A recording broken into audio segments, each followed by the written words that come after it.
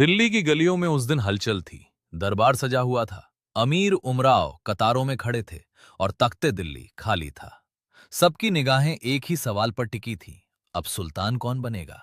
और तभी दरबार के द्वार खुले, भारी कदमों की आहट गूंजी और भीतर आई एक औरत।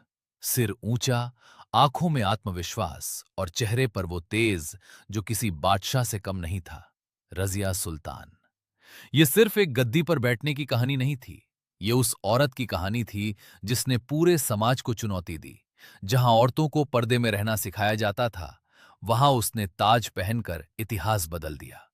13वीं सदी का भारत, दिल्ली सल्तनत अपने चरम पर थी। सत्ता, साजिश और तलवार, यही इस साम्राज्य की पहचान थी। उस समय दिल्ली के सुल्तान थे इल्तुतमिश। वो एक कुशल शासक थे जिन्होंने अपने साम्राज्य को मजबूत बनाया था। लेकिन उनकी सबसे बड़ी चिंता थी उनके बाद कौन। उनके बेटे विलासिता में डूबे हुए थे, शासन के योग्य नहीं थे। और तभी उनकी नजर गई अपनी बेटी पर, रजिया। रजिया बचपन से ही अलग थी। उसे तलवार चलाना आता था, घुड़सवारी में वो निपुण थी और सबसे खास बात, उसमें शासन करने की क्षमता थी। इल्तुतमिश ने कई बार दरबार में रजिया को अपने साथ बैठाया, उसे राज्य के कामकाज सिखाए। एक बार जब इल्तुतमिश किसी अभियान पर गए हुए थे, उन्होंने रजिया को दिल्ली की जिम्मेदारी सौंप दी। और रजिया ने उस जिम्मेदारी को इतनी कुशलता से निभाया कि जब इल्तुतमिश लौटे तो उन्होंने दरबार में सबके सामने कहा, मेरे बाद अगर कोई इस तख्त का हकदार है तो वो रजिया है। ये सुनकर दरबार में खामोशी छा गई। एक औरत, सुल्तान, ये बात किसी को स्वीकार नहीं थी।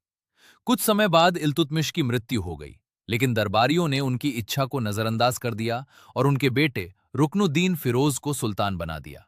रुकनुद्दीन एक कमजोर और विलासी शासक था। शासन की बागडोर उसकी मां शाह तुर्कान के हाथों में थी। उसने सत्ता का दुरुपयोग शुरू कर दिया। जनता परेशान थी और राज्य में अराजकता फैलने लगी। यहीं से शुरू होती है रजिया की असली परीक्षा। एक दिन रजिया ने जनता के सामने आकर भाषण दिया। उसने अपने सिर से पर्दा हटाया और खुलकर कहा, मैं इस राज्य को बचा सकती हूं, लेकिन इसके लिए मुझे आपका समर्थन चाहिए। जनता पहले ही परेशान थी। उन्होंने रजिया का साथ दिया। विद्रोह हुआ और रुकनुद्दीन को हटा दिया गया। अब दिल्ली के तख्त पर बैठी रजिया सुल्तान। रजिया ने जैसे ही सत्ता संभाली, उसने कई बड़े बदलाव किए। उसने खुद को सुल्तान कहा, सुल्ताना नहीं, क्योंकि सुल्ताना का अर्थ होता था किसी सुल्तान की पत्नी, और वो अपनी पहचान खुद बनाना चाहती थी। वो पर्दे में नहीं रहती थी।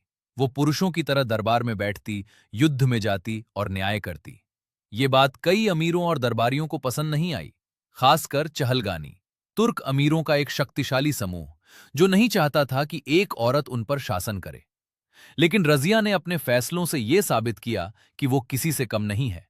उसने न्यायप्रियता और योग्यता को महत्व दिया, चाहे वो किसी भी वर्ग या जाति का हो। इसी दौरान एक नाम उभरता है, याकूत।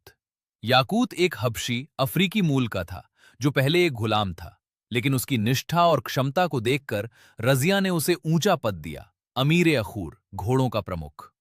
रजिया का यह निर्णय दरबारियों को बिल्कुल पसंद नहीं आया। उन्हें लगा कि एक गुलाम को इतना ऊंचा स्थान देना उनकी बेइज्जती है। धीरे धीरे अफवाहें फैलने लगी रजिया और याकूत के संबंधों को लेकर। ये अफवाहें साजिश का हिस्सा थीं, ताकि रजिया की छवि खराब की जा सके। इसी समय एक और किरदार सामने आता है, मलिक अल्तूनिया। अल्तूनिया पहले रजिया का समर्थक था, लेकिन साजिशों और अफवाहों के कारण वो भी उसके खिलाफ हो गया। उसने विद्रोह कर दिया और रजिया के खिलाफ युद्ध छेड़ दिया। युद्ध में रजिया की सेना कमजोर पड़ गई। याकूत मारा गया और रजिया को बंदी बना लिया गया। ये रजिया के जीवन का सबसे कठिन समय था। लेकिन यहां भी कहानी खत्म नहीं होती। बंदी रहते हुए रजिया और अल्तूनिया के बीच बातचीत होती है। धीरे धीरे अल्तूनिया को सच्चाई का एहसास होता है कि वो साजिशों का शिकार हो गया था। रजिया की बहादुरी और सच्चाई से प्रभावित होकर अल्तूनिया उसका साथ देने का फैसला करता है। दोनों का विवाह हो जाता है। अब उनका लक्ष्य था दिल्ली की गद्दी वापस पाना।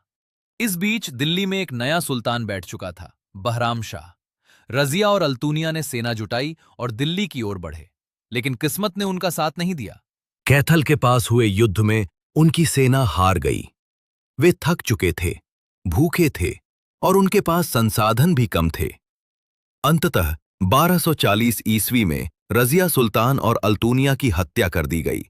एक महान कहानी का अंत हो गया, लेकिन एक इतिहास बन गया। रजिया का शासन भले ही छोटा रहा, लेकिन उसका प्रभाव बहुत बड़ा था। उसने ये साबित किया कि नेतृत्व लिंग पर निर्भर नहीं करता, बल्कि क्षमता और साहस पर निर्भर करता है। उसने समाज की उन जंजीरों को तोड़ा जो औरतों को सीमित करती थीं।